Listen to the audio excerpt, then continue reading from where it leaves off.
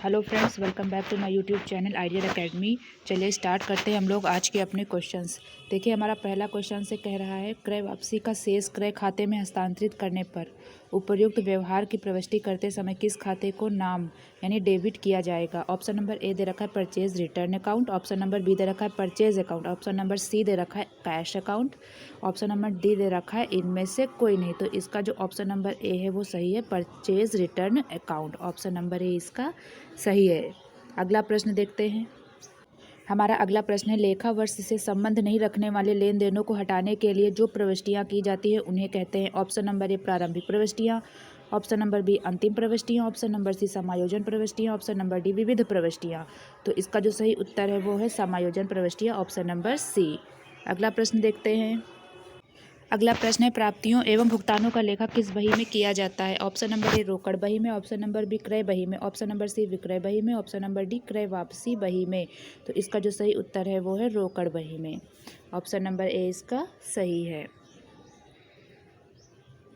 अगला प्रश्न है, डूबत ऋण के आयोजन की प्रविष्टि की जाएगी। ऑप्शन नंबर ए क्रय बही में, ऑप्शन नंबर बी विक्रय बही में, ऑप्शन नंबर सी रोकड़ बही में, ऑप्शन नंबर डी प्रमुख रोजनामचे में। तो इसका जो सही उत्तर है वो है ऑप्शन नंबर डी प्रमुख रोजनामचे में।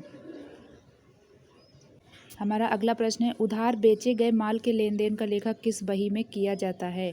ऑप्शन नंबर ए दे रखा है विक्रय बही में, ऑप्शन नंबर बी दे रखा है क्रय बही में, ऑप्शन नंबर सी दे रखा है रोकड़ बही में, ऑप्शन नंबर डी दे रखा है विक्रय वापसी बही में। तो इसका जो सही उत्तर है वो है ऑप्शन नंबर ए विक्रय बही में। ऑप्शन नंबर ए इसका सही है। हमारा अगला प्रश्न है, बिल का अनादरण की प्रविष्टि की जाएगी। ऑप्शन नंबर ए दे रखा है अंतिम प्रविष्टियों में, ऑप्शन नंबर बी प्रारंभिक प्रविष्टि में, ऑप्शन नंबर सी समायोजन प्रविष्टियों में, ऑप्शन नंबर डी कह रहा है विविध प्रविष्टियों में। तो इसका जो सही उत्तर है वो है ऑप्शन नंबर डी विविध प्रविष्टियों में। इसका ऑप्शन नंबर डी सही है।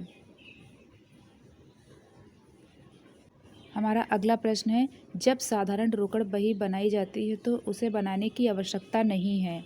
ऑप्शन नंबर ए दे रखा है प्रमुख रोजनामचे में, ऑप्शन नंबर बी क्रय बही में, ऑप्शन नंबर सी खाता बही में बैंक खाता, ऑप्शन नंबर डी खाता बही में रोकड़ खाता। तो इसका जो सही उत्तर है वो ऑप्शन नंबर डी खाता बही में रोकड़ खाता। अगला प्रश्न देखते हैं। हमारा अगला प्रश्न है, इम्प्रेस्ड प्रणाली का प्रयोग किस बही में किया जाता है। ऑप्शन नंबर ए दे रखा है खुदरा रोकड़ बही, ऑप्शन नंबर बी सामान्य रोकड़ बही, ऑप्शन नंबर सी क्रय बही, ऑप्शन नंबर डी त्रिस्तंभीय रोकड़ बही। तो इसका जो सही उत्तर है वो है ऑप्शन नंबर ए खुदरा रोकड़ बही में। अगला प्रश्न है, 50,000 रुपये का प्राप्य विपत्र जो 55,000 के दावे के पूर्ण निपटान से प्राप्त किया अनादरित हो गया, किस बही में लेखा किया जाएगा। ऑप्शन नंबर ए दे रखा है मुख्य जर्नल, ऑप्शन नंबर बी दे रखा है प्राप्य विपत्र बही, ऑप्शन नंबर सी क्रय बही, ऑप्शन नंबर डी देय विपत्र बही। तो इसका जो सही उत्तर है वो है ऑप्शन नंबर ए मुख्य जर्नल में उसे दिखाएंगे। अगला प्रश्न है, बीजक में यदि गलती से अधिक रकम लिख दी गई है तो विक्रेता द्वारा कौन सा नोट भेजा जाता है। Option number A credit note, option number B debit note, option number C बीजक नोट, ऑप्शन नंबर डी उपयुक्त में से कोई नहीं। तो इसका जो सही उत्तर है वो है option number A credit note. अगला प्रश्न है, खाता बही में निम्नलिखित में से कौन से खातों के शेष निकाले जाते हैं। ऑप्शन नंबर ए दे रखा है व्यक्तिगत तथा अवास्तविक खाते, ऑप्शन नंबर बी व्यक्तिगत अवास्तविक तथा वास्तविक खाते, ऑप्शन नंबर सी केवल व्यक्तिगत खाते, ऑप्शन नंबर डी दे रखा है केवल अवास्तविक। तो इसका जो सही उत्तर है वो है ऑप्शन नंबर बी व्यक्तिगत और वास्तविक खाते। यानी जो तीन ही टाइप के तो खाते होते हैं, रियल, पर्सनल और नॉमिनल। तो यही ऑप्शन सही है। हमारा अगला प्रश्न, निम्नलिखित में से कौन सा लेन देन राहुल फर्नीचर की विक्रय बही में लिखा जाएगा। ऑप्शन नंबर ए दे रखा है राम को पुरानी मशीन बेची, ऑप्शन नंबर बी दे रखा है जैन ब्रदर्स से उधार माल बेचा, ऑप्शन नंबर सी दे रखा है हरि को नगद फर्नीचर बेचा, ऑप्शन नंबर डी दे रखा है किशन को उधार फर्नीचर बेचा। तो इसका जो सही उत्तर है वो है ऑप्शन नंबर डी किशन को उधार फर्नीचर बेचा। ठीक है, उसके लिए हम लोग विक्रय बही में इसका लेखा करेंगे। हमारा अगला प्रश्न है, स्थायी संपत्तियों के बारे में, यानी स्थायी संपत्ति के बारे में क्या सही है आपको कथन बताने हैं। पहला दे रखा है जो 1 वर्ष की अवधि से अधिक वर्ष के लिए उपयोगी हो, दूसरा दे रखा है जिस पर मूल्यह्रास लगाया जाता हो, तीसरा दे रखा है जो पुनः बेचने हेतु लगाई जाए, चौथा दे रखा है जो व्यापार की क्षमता में वृद्धि करे। तो इसके ऑप्शन दे रखे हैं केवल एक सही है, ऑप्शन नंबर बी दे रखा है केवल 2 सही है, ऑप्शन नंबर सी दे रखा है 1, 2 व 4 सही है, ऑप्शन नंबर डी दे रखा है 1, 2 व 3 सही है। तो इसका जो ऑप्शन नंबर सी है वो सही है।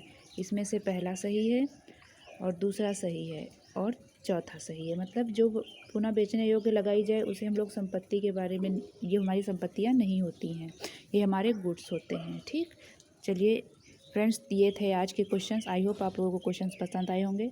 तो आपको अगर मेरा वीडियो पसंद आ रहा है तो वीडियो को लाइक, चैनल को सब्सक्राइब और जितना हो सके मैक्सिमम बच्चों को स्प्रेड कीजिए।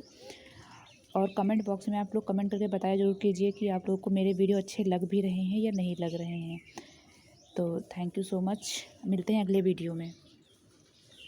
और जो ये वीडियो मैं बना रही हूँ, ये यूपी, टीजीटी, पीजीटी और जितने भी यूजीसी, जितने भी कॉम्पिटिटिव एग्ज़ाम की तैयारी बच्चे करें उनके लिए बहुत ही इम्पॉर्टेंट है ये। ठीक है, बस इतना ही बताना था। Thank you so much.